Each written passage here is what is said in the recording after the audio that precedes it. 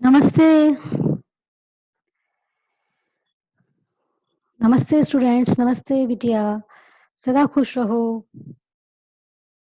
आई am जेविन doctor Alka Jain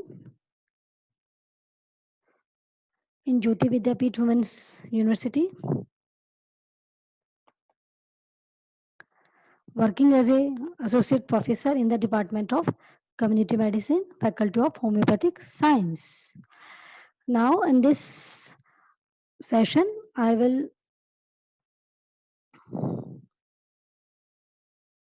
describe about poliomyelitis. In this part of poliomyelitis, I will describe in detail about the clinical spectrum of the disease. Before going to clinical features, first of all, you must know about the modes of transmission of this disease. In the acute stage of illness, the disease is transmitted by both droplet infection as well as by fecal-oral route.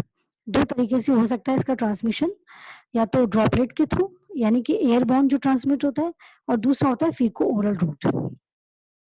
फीको oral route जो होता है वो mainly इसका 6F के through होता है, जिसमें कि फ्लूइड से food, fruits, fomites, fingers and flies, in 6F की वजह से जो इनका ट्रांसमिट होता है।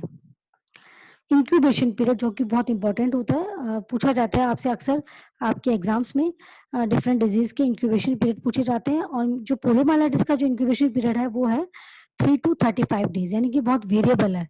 बहुत जैसे चिकन पॉक्स, मिज़ल्स, ये तो एक्यूट डिजीज होती है, पोलियोमाइलाइटिस भी एक्यूट है, बट इसका जो बहुत वेरिएबल होता है, 3 से लेके 35 दिन तक का इसका इंक्यूबेशन पीरियड हो सकता है। मेनली कहा जाता है कि 7 से 14 दिन के लिए इस पे most of the transmission occur होता है। मतलब इंक्यूबेशन पीरियड के अंदर साइन सिम्टम्स अपीयर हो जाते हैं। Now come to the clinical spectrum. In 95% cases, it is only subclinical infections, and therefore they are all asymptomatic or inapparent cases. Recognition is only by rising antibody titers. यानी कि इसका बहुत बड़ा जो major portion जो part है वो तो इसका एसिम्प्टोमेटिक केसेस होता है, यानी कि इनअपेरेंट केसेस, यानी कि मतलब कि सब क्लिनिकल उनमें साइन सिम्टम्स अपीयर ही नहीं होते हैं, सब क्लिनिकल होता है उनमें। और जो 4% केसेस होते हैं उसमें होता है mild self limiting non specific febrile illness, and in this case disease doesn't progress. It is called the minor illness or abortive poliomyelitis.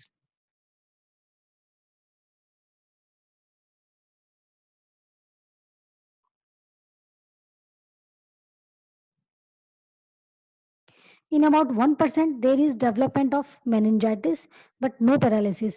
It is called non-paralytic poliomyelitis.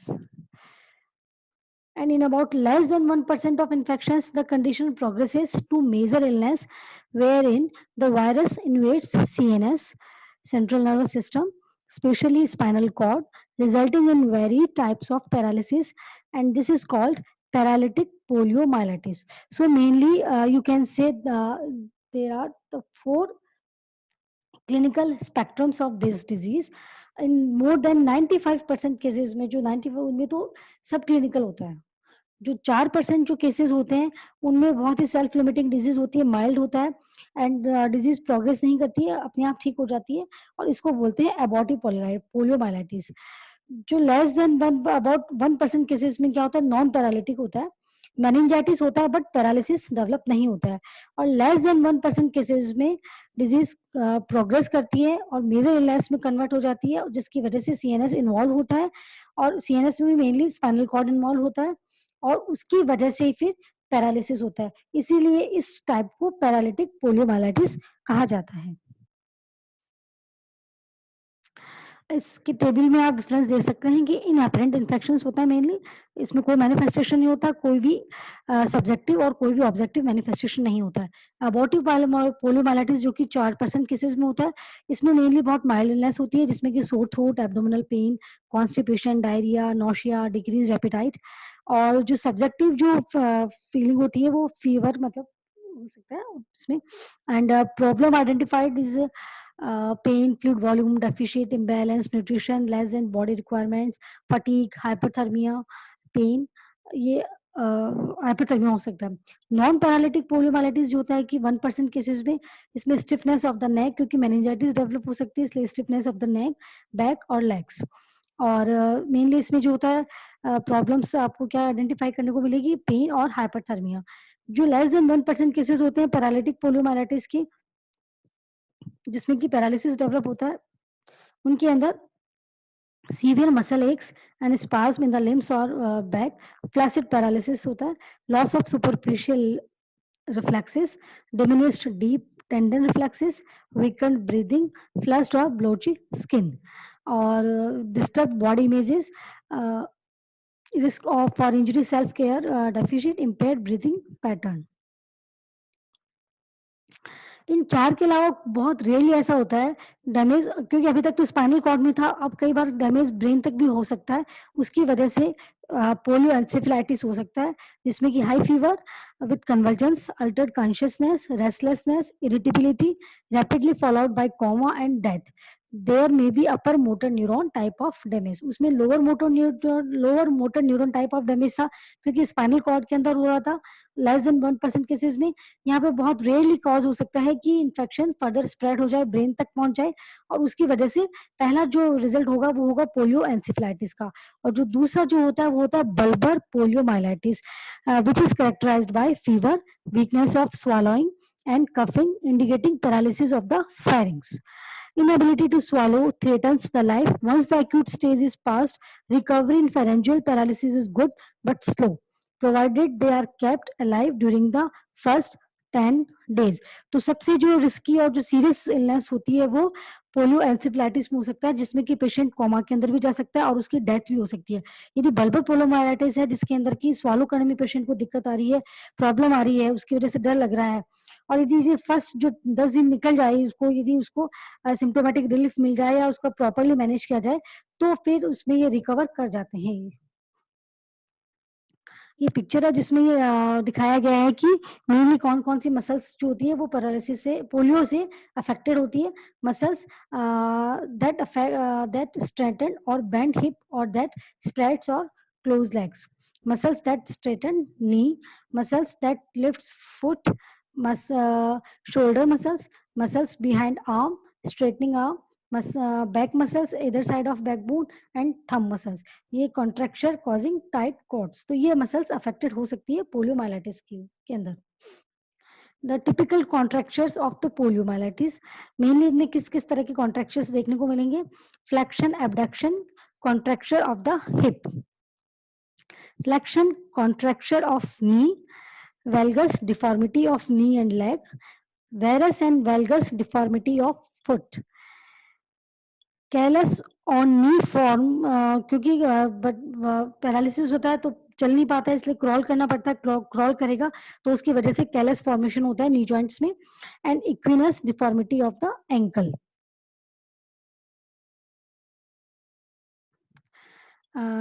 Here is a image of the children who are affected by the poliomyelitis. Now the diagnosis which is available for the testing of the poliomyelitis. The first one is stool examination. Isolation of wild poliovirus from stool is the recommended method for lab confirmation of paralytic poliomyelitis. Recommended in every case of acute flaccid paralysis. Virus usually can be found in the feces from onset to up to less than 8 weeks after paralysis, with the highest probability of detection during the first 2 weeks after the paralysis onset. CSF examination not recommended for the purpose of surveillance and not likely to yield viruses, so collection is not recommended for culture. However, the CSF cell count, gram stain protein and glucose may be very useful in eliminating other conditions than that causes AFB. Now, the third one is throat examination, which is also not recommended for the purpose of surveillance, not as likely as a stool to yield viruses, and thus specimen collection from the site is not recommended. So, the mainly uh, available diagnostic test for poliomyelitis, which is valid, is isolation of wild poliovirus from the stool, and which is recommended in every case of the acute flaccid paralysis.